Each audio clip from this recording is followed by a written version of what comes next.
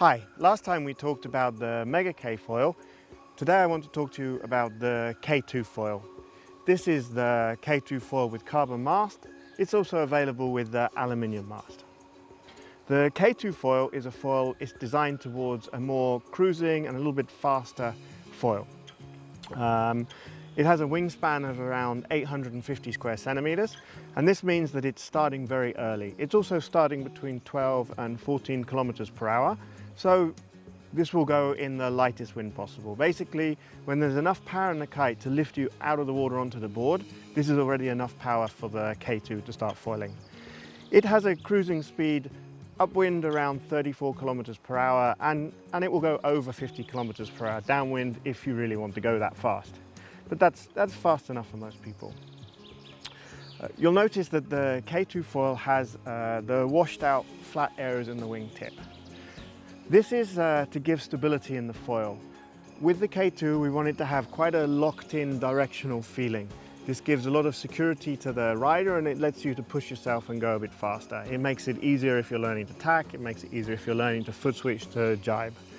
And this is combined with the ST3W stabilizer here, which you can see has quite aggressively angled upturned winglets. This is very different from the S20.1 we were looking at on the Mega K, which is smoothly curved into a downward wingtip. The more aggressive upwardly shaped winglets really lock the foil in a straight line. When you're riding in a straight line, you can really have 100% faith that the foil's not going to wobble or dip or the lift is going to change. It's a very, very smooth, reassuring feeling, and it really lets you commit to the foil.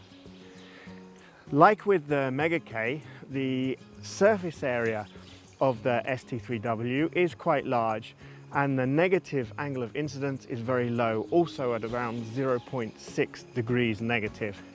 Again, this means the pitch stability of the foil is very, very good over a range of speeds. So as you accelerate, you're not having to constantly shift your weight backwards and forwards on the board, more pressure on the front foot, less pressure to keep the foil stable. And this is one of the things that makes it feel so reassuring to ride. It's not really designed as a foil for carving and transitions, but that pitch stability and the yaw stability that the stabilizer gives means if you're learning to tack and jibe, it's very, very easy on this foil. And the foil section we're using on the wing, it also has a very low stall speed, which again means you can make a few mistakes and the foil will let you get away with it. It's very forgiving. If I was going on a trip where the water is flatter, this is the only foil that I would take.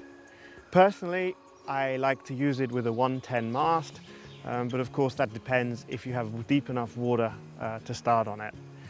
It works perfectly well on 75, 90 or 110, however you like.